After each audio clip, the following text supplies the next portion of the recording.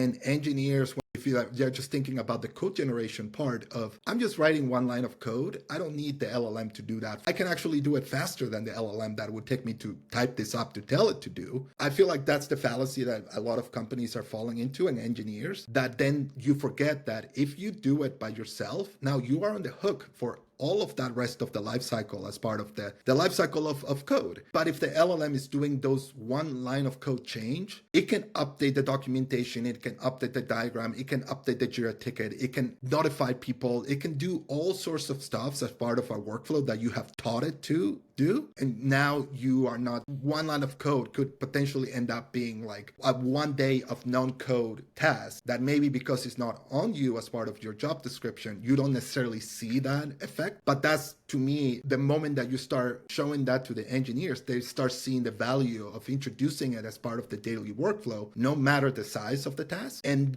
that's what causing the momentum to start increasing small tasks on top of each other, where you start seeing the results of, I'm getting this big task done in a really short amount of time. But you didn't start from the complexity. You started from really the small things adding up to the complexity.